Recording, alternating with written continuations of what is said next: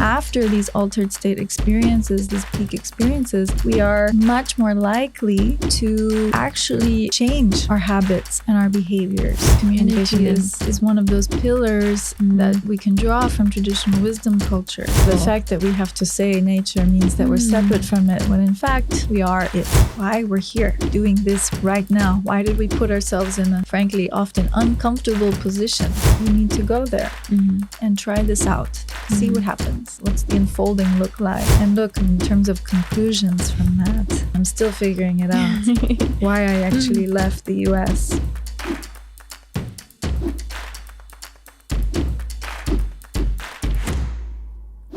Hello, everyone. Welcome to this episode of Many Firsts, the podcast where we explore the power of first-time experiences and share transformative and inspirational moments in our lives. I'm your host, Regula Fischer, and I'm super excited to be here today live in the studio with Amanda Efthimiou. Welcome, Amanda. Really nice to meet you. Hi. It's morning here today where we're meeting and having this beautiful conversation. How has the day been for you so far? Oh, it's been really well. We're in Lisbon, of course. I've been here for 5 years. 5 years. Yeah, I love it. It really feels like home. Oh, that's good. So I also feel very good here. So thank you for being here. And maybe a few words about you and your life just to get us started and introduce you a bit to the audience. So you're a transformation coach, and you're also a speaker and the founder of Integra, where you work at the intersection of science, traditional wisdom, and nature. And you're a big advocate for the preservation. That's easier for me. This word, I always want to say perseverance, right? Which is something else. Preservation of biocultural diversity and life. And you also led a non-profit organization in the Amazon. And that, of course, brings us to nature. I know I should probably not say, but a little bit maybe. So at least some plants we have there, some may look a bit exotic. But yeah, nature, traditional wisdom, and science. Could you tell us a bit about these three, let me call them pillars in your life, and how they evolved and how you bring them together? Yeah, absolutely. Thank you for that intro. These three pillars, as you say, are quite meaningful in my life and in my work as well, professionally as a transformation coach and a speaker. And it's also very much involved with the work that I do with Integra, which you mentioned, which is actually a way of educating and inspiring people to make meaning out of life's most transformational moments, these peak experiences, like as I like to call them, how to make sense of these and integrate them into our day-to-day life in meaningful and sustainable ways. And I use these three pillars of the sciences of traditional wisdom and traditional wisdom inspired by the natural world to inform how we integrate these peak experiences. And so for me, these three converge around these aha moments, these moments where we feel that we're on top of the mountain for the first time, you know, we really reach that pinnacle, that place where everything makes a lot of sense. And that can be very literal. That can be literally, we have climbed and reached the peak of something. Or we're going through a big life transition. Something is very, very strong for us in the present. We are doing something for the very first time, which is so relevant to this show. Right? It can be really awe-inspiring, eye-opening, scary, but also we have this sense of awe, perhaps. We're reaching this state. And so what happens then? That moment is where we need to actually climb down the mountain. We have to actually come back home to ourselves and to our lives. And how we do that is through these intersections. It's through how we look at the neuroscience of peak states. It's how we can incorporate cultural wisdom from different cultures that look at these big aha moments and what they do about it, to honor it, to make sense of it. And of course, nature is one of our greatest teachers that we have. And so how do we look for nature to inspire us in that way? That's beautiful. I would love to learn more. So could you give us an example? Maybe can we take a specific such experience? You mentioned mountain, but maybe there's another example that you like talking about to really describe the peak. And you said we need to come home again, right? Start going down. So are we not home when we're in such a peak moment? And again, is there an example you could share? Yeah. I like to take examples from the world that I'm very much immersed in now, and that's these peak states induced through altered states of consciousness. So when we're working with a specific modality, whether it be substances or not, to actually get us to a place where we're reaching, this altered state. Yeah. And I will give an example, let's say with breathwork, right? So people who are, this is becoming a very trendy, I think, experience now, especially for personal growth and healing and development. They're looking to breathwork to say, okay, well, you know, I've been told this might help me. I'm going through a difficult process. I'm navigating a lot of issues within my relationships, trying to figure out what my purpose really is. And so I've been told breathwork will help me maybe get some clarity or move into that space of understanding. And so someone will do a very highly induced breathwork journey with a facilitator, for example. And it's, you know, what happens through breathwork is you can really release a lot somatically in the body, but also there can be a lot of insights, a lot of, wow, I didn't realize this was happening to me, or some kind of an experience that's becomes present. Okay, wow, I think I know what I need to do. And so that coming home, so to speak, obviously we're always home with ourselves, but it's more the process. Because if we just have that one peak moment, that experience becomes just an anecdote in our life if we don't actually do something with it. True. What happens? We just go home and then we move on with our life, but we just had this incredible release, this incredible knowing. And so what I do when I work with clients is I go through with them and uncover what actually happened and take advantage of that sort of window of opportunity where we're in a neuroplastic state.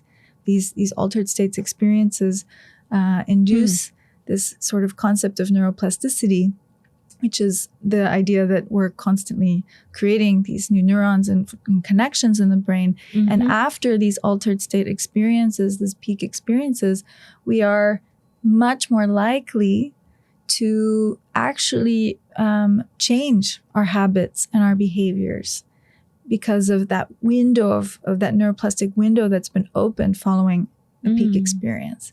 And so someone who goes into breathwork and they come out of it saying, wow, I just realized I need to, you know, change some things about my life. Maybe it's about my relationships and how I relate with others. Maybe it's my lifestyle, my diet, the way I treat my body. Maybe it's some big decisions around the day-to-day work that person does. And that is, there's a few weeks following these peak moments where it's actually really important to take an active stance in making those changes because of that neuroplastic window. So that's just an example of what I mean by that altered state, peak state, and what happens and follows. So it's basically to take action afterwards, right? Because just by itself, this peak wouldn't lead to a change. Is that what you're saying? Just a peak experience of an altered state wouldn't bring the change without something following from it. I mean, it's somehow logical, but of course. It's still, we need to be aware, because very quickly, I guess, we can go back into everyday life and keep living the routines we've created.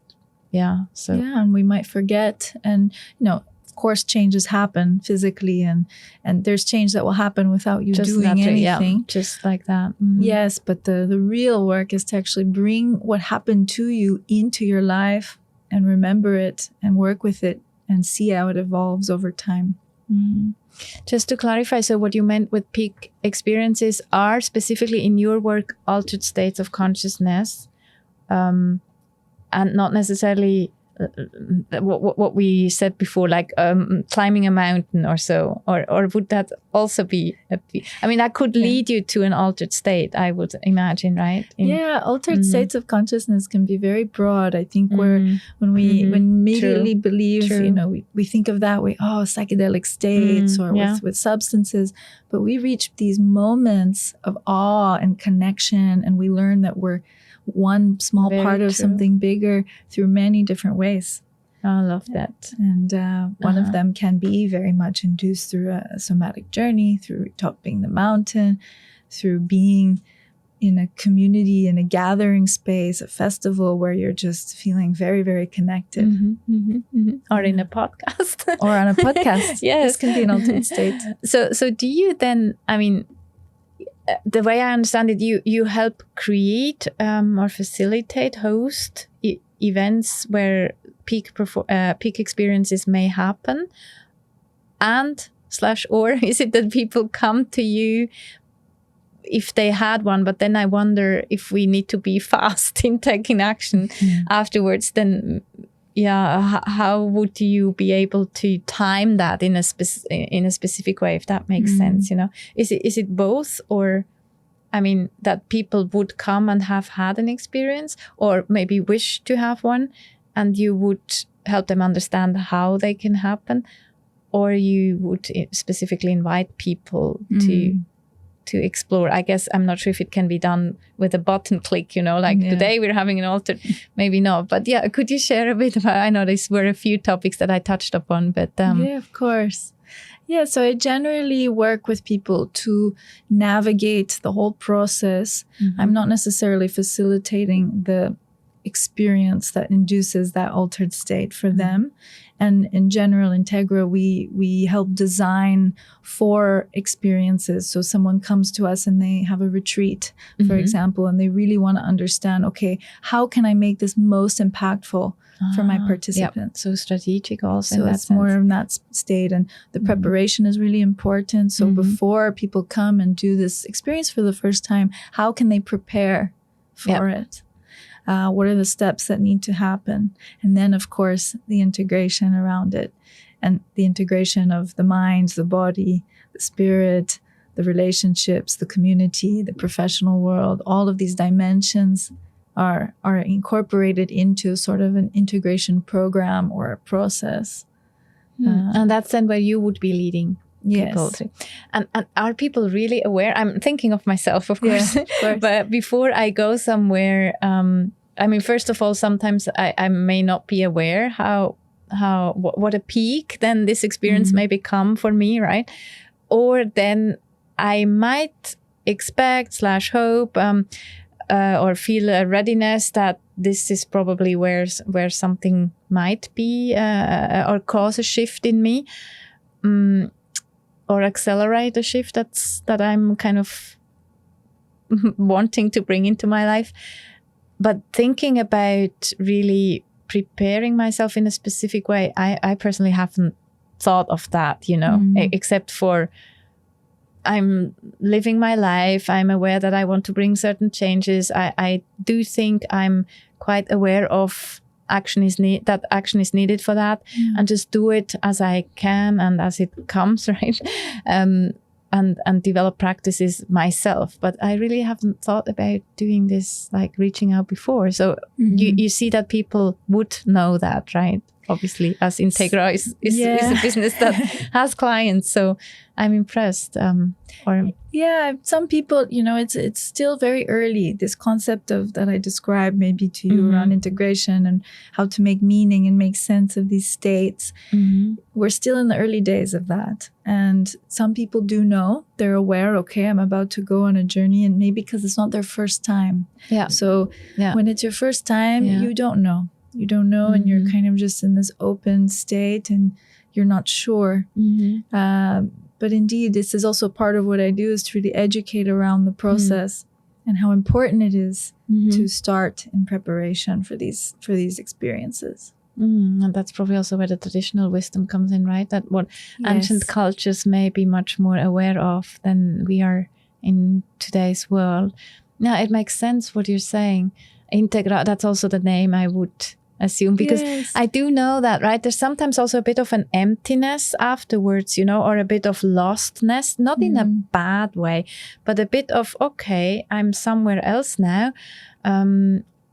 It happened with me in a Kundalini awakening session not too long ago, where I felt there was something with my ears that was happening. There was a tingling sensation, and I was so aware that my hearing or perceiving of things is changing, and just I've been sitting with that now for a bit, and I just know something has shifted, and now what am I doing with that? And I'm trying to observe where I see that, but having some guidance in that, and a community maybe even that shares about similar experiences, I guess that can be really powerful.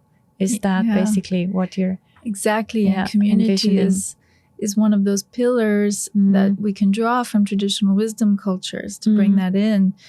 For them, life is a whole ceremony. There is no difference between the moment where they're reaching that altered state or life and in general, and they're very much interconnected with, well, for many cultures that are living still in nature, in the true nature. Let's say in the Amazon, for example, where I've spent quite a lot of time, I see that these communities are just embedded with the natural world. And when they're working with sacred plant medicines, for example, they do so in community, and they integrate, if that's not even a word for them, but they connect in community after. There's always a group of people. It's part of their identity. It's part of their culture, their way of being. So there's no separation from them and these experiences. And so how do we learn from that for our own lives? It's this notion that we can't do this alone. We're not meant to make big, big decisions and change our lives and go through life alone. Our healing is relational. It's in connection with another. Oh, that's so beautiful. Very powerful. Yeah. And living connected with nature, I think from what I know, you grew up in a Western capitalist culture. So how did your own journey of connecting with nature, as you said, real nature? It's so interesting, right? Nature itself, I mean, it should be real, but in today's world, we even need to emphasize it's, by the way, that real type of nature. Not, I know, these trees, like the plastic trees.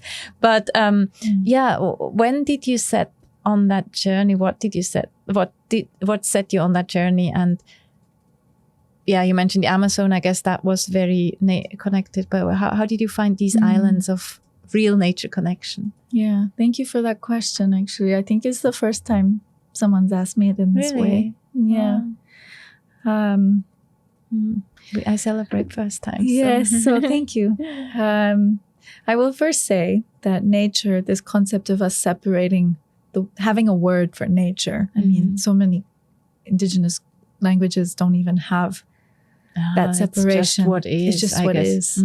Right? So the fact that we have to say nature means that we're separate from it, when in fact we are it. And nature is us, and we are nature. Yeah, because we say we love going into nature, right? That's as if we're not already embodying it as a being. Very true. And in connection with it always, even if we're in a concrete building, But we again, bring the nature to it, basically. Yeah, exactly. And it's hard for us to connect with that. But let's say to answer directly, the first time I really entered in that space of real communion and connection to nature in a very intentional way, it actually took quite a long time in my life to get to that point. I've always been very connected to going to the beach in the summers as a kid. And I'm half Brazilian, so I just spent my whole life at the beach, basically. I started hiking a bit later on, and I even did a very long backpacking trip around South America in my mid-20s. I spent 8 months traveling from Argentina all the way up to Ecuador, largely overland, traveling up the entire continent, save for Brazil. So I was really on the western side of the continent. And then that was me in connection with nature all the time. My only shoes were my hiking boots. And I was hiking either in the Andes and just traveling up the continent. That was the first time I'd ever done something like this before. Though I was with very much the natural world and the mountains, I would say the first time I truly felt this sense of how I am part of this and how healing it can be for all of us is when I actually went to the Brazilian side of the Amazon. Not for the very first time, because I was very young. The first time I went to Manaus. I think it was about 12 or 13. And that was just a trip with my mother. But the first time I went on my own as an adult, as someone who is already becoming more immersed into this world of altered states and how we can make meaning from it, was when I took this trip a couple of years ago, actually, only 3 years ago, when I really went to the Amazon. It was actually for a conference between many indigenous communities that had come together from representing, from Brazil, from Ecuador, Peru, Colombia, and also from outside of the South American continent.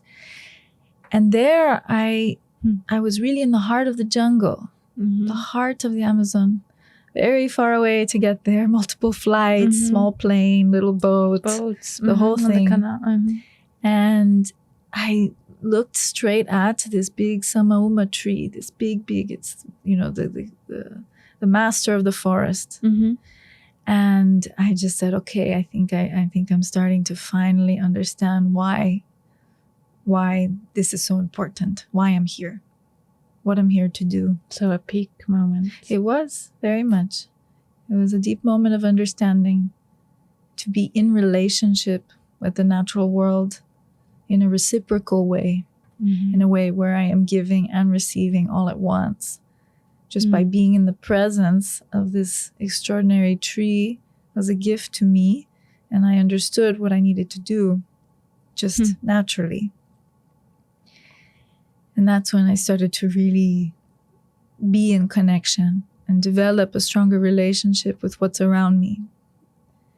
And of course, I was there in supporting many different indigenous groups, and I was learning from them just by the way they talk about their experience, by the way watching them and how they have small rituals, small ceremonies to start the day, to start a dialogue, to end the day, how to greet the day, right? And it's always in connection with nature, with the trees, with the forest, with the birds, with the human and non-human life that exists in the forest, and how each of these pieces are intricately connected. They each have a role and a function. It's an ecosystem, right? So a lot of life comes from that. And so that was the first time I got a sense of really feeling and knowing what it was that I was learning and understanding intellectually before. And we can all learn through this, and we can all read books, and we can all sort of hear stories from other people, but to actually feel it truly was a very big gift that I felt that I received, and that now I want to try and weave in and integrate for myself and for others too. Thank you for sharing that and for taking us there. And me, I have this longing. The Amazon, I was there quite a number of years ago on the Peruvian side in Iquitos, and then further into the selva. And I never felt so small, I think, in my life, but somehow in a good way. A bit like I have no clue where I am, but I'm here in this, amongst what's living exactly. Now, if I'm saying nature, I'm starting to become very conscious of using it, but you know what I mean, right?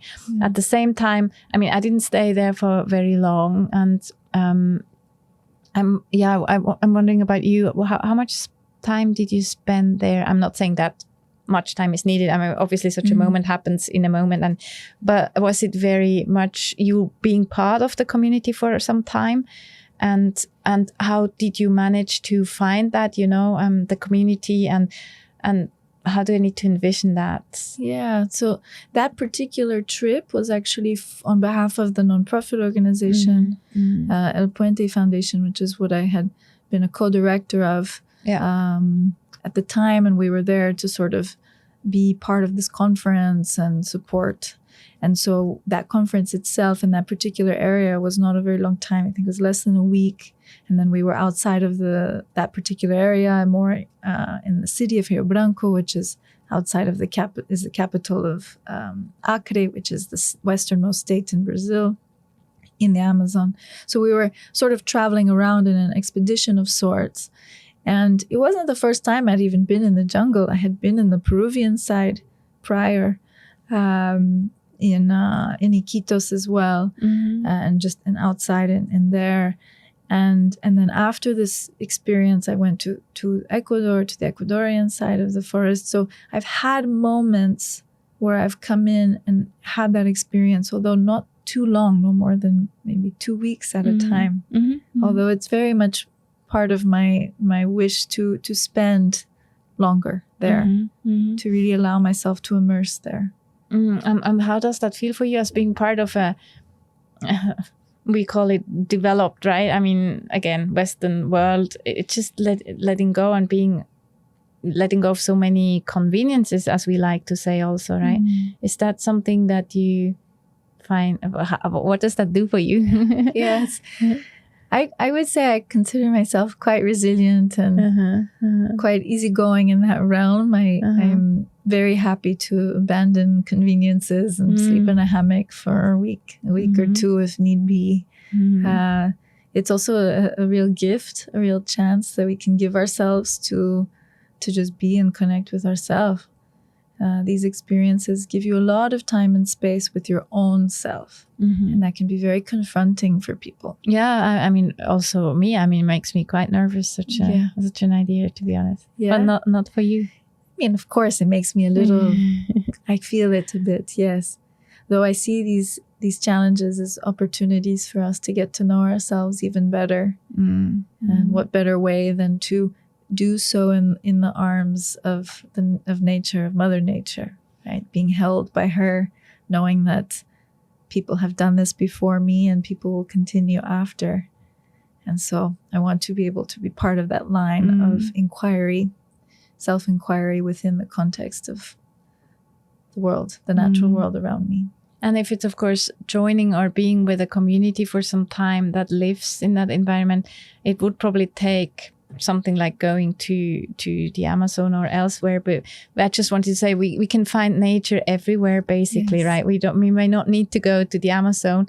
Would you agree to that? 100% agree. So my experience is my experience. It does not mean everyone needs to go and to have that. We can absolutely connect with nature in our day-to-day. Hug a tree or so in the park. We find a park and really take time to observe yourself in it and to let go of distractions, let go of the phone and not try and take a photo of everything, right? And just actually look at what you see. And maybe let your feet take off your shoes, put your feet on the ground, be barefoot, really connect with the earth and see what happens. Or close your eyes and listen to the sounds. There's so much we can do to bring that in with us. We don't have to travel far. That's a big tenet of my integration. We don't have to go far. We can do this all within our own immediate surroundings. Yeah, to some extent, probably within ourselves in a certain way. Also. And with regards to the nature and going there, your vision for let's go big, the world, with more of, let's say, the Integra spirit in it. How would you see that? Again, as I said before, right? Many of us are part of this world where technology and all these conveniences have been developed for very much for the benefit also of humanity. So, what's the vision you would paint for human beings? Yeah, the vision. Or the thing, nature and everything.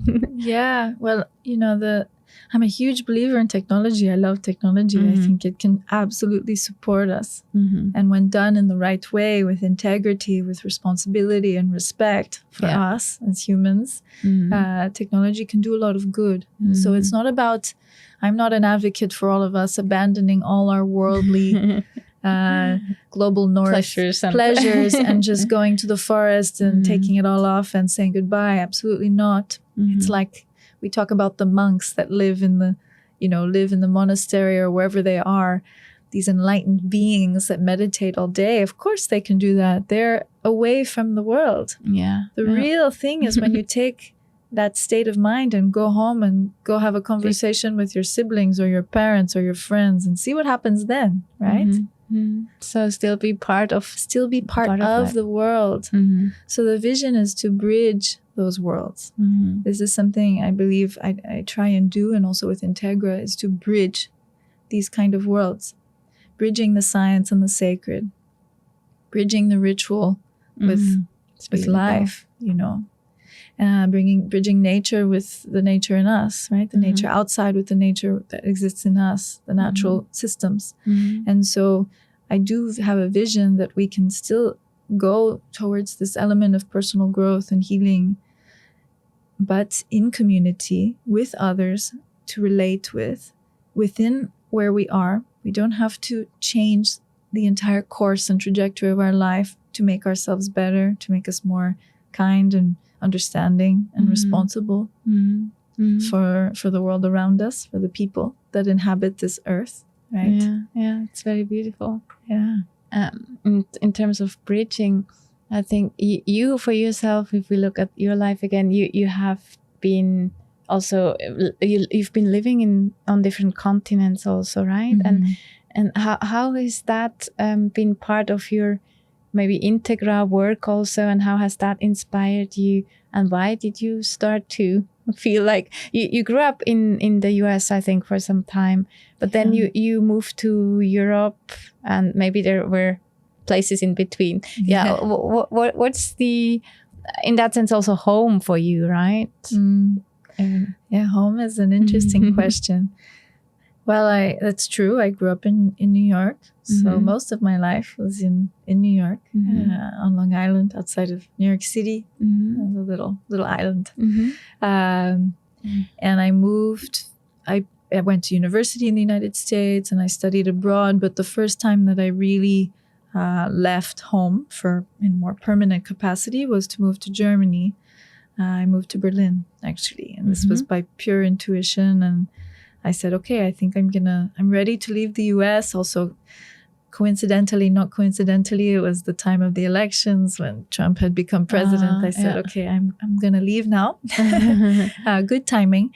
And I went to Berlin. This time you're already out. But this time I'm already out, so I can just stay away. And I left, that's when I left New York. For the first time, I went to a whole new place in a country. I did not speak the language. I didn't have the job yet to get the visa to stay. There was that whole process. And I built a whole new life there. And it was incredible. It really taught me a lot. It taught me about being a citizen of the world, what it means to actually integrate within a culture, what it takes, how to pay attention to what's around me, and to actually adjust to what I feel are the way things should be in my culture and my way of being growing up. And I had already, of course, had a lot of experience in different cultures before. I was always going back to Brazil to see my family. I spent the first few years of life back in Brazil. So I've had always many cultures within me to experience, but this was the first time I was on my own in a brand new culture, trying to make things work. And that taught me a lot about to be humble, first and foremost, because we don't know anything about how things work. Just because they work for us doesn't mean it's the way it is. Exactly. And so I went and did this, and after 3.5 years, I moved to Portugal. So I stayed in Europe. So I've already kind of knew a little bit of the way of the world, of the European sort of psyche. But again, a whole different culture, a culture also very different from my Brazilian culture. Yeah. Although we speak the same language, we're not culturally the same.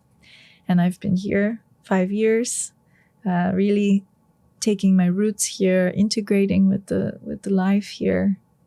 And so there's a lot of learnings on integration and also why I did what I did, to really reflect on my decisions, and therefore that drives my actions going forward, which is something we do when we're in any kind of an altered state. So we take that time to reflect on what it is that brought us here, why we're here doing this right now. Why did we put ourselves in a, frankly, often uncomfortable position? Because it was not easy to move continents. It was not. Now it's a lot of these global nomads, we just move here, move there. But to really settle on your own, it's a challenge. And so we take time to reflect on what brought us and drove us to do that. What is it within me that made me need to do this? And then how can I show up for others based on what I've learned?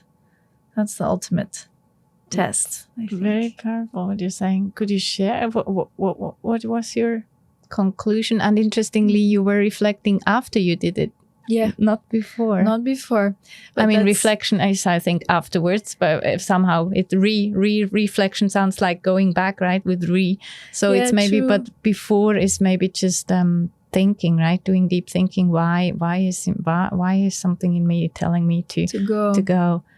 Yeah, it's interesting you say that. I didn't have too much of the why before. It was really intuitive, and it's like a deep knowing that said you need to go there and try this out, see what happens. And it was only after that I actually took the time to say, okay, what really brought me here?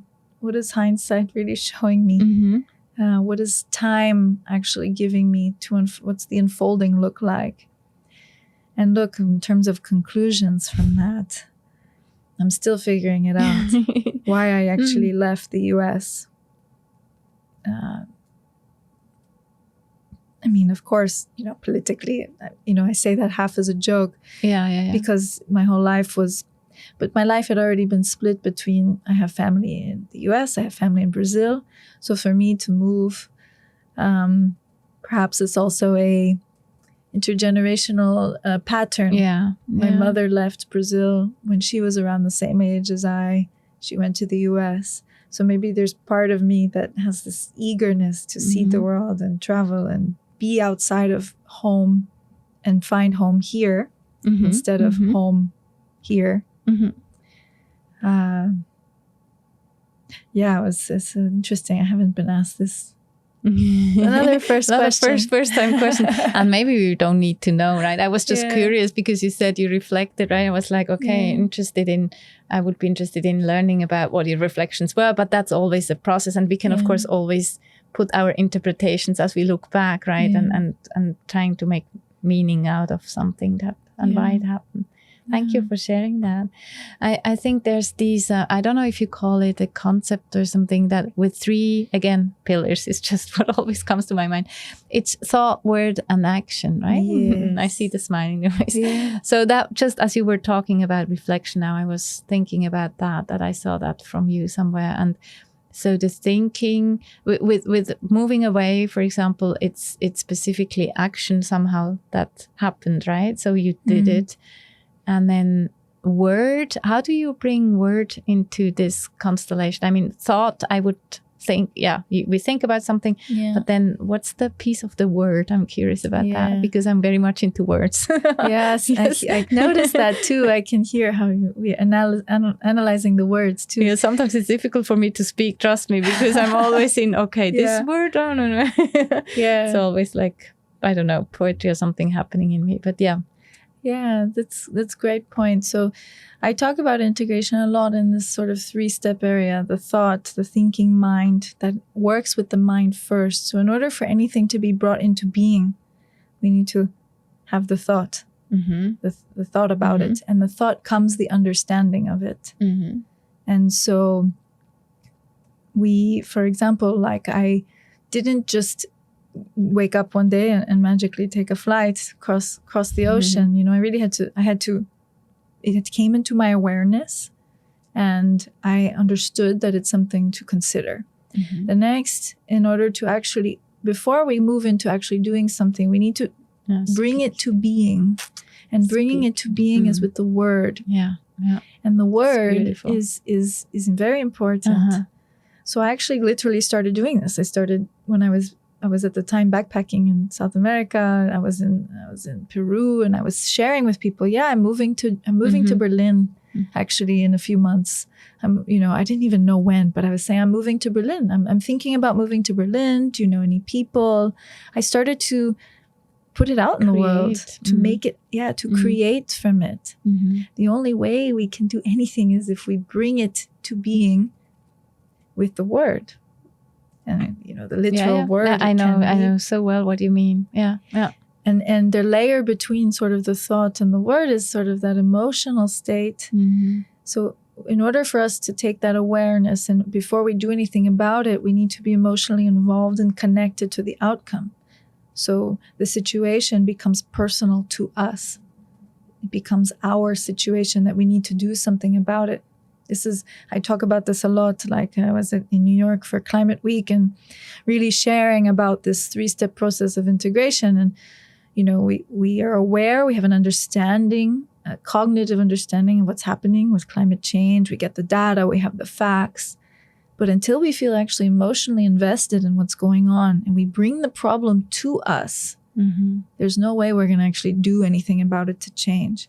So we have that emotional, heart-based connection to the situation. So it became personal to me. It became important that my heart was now involved.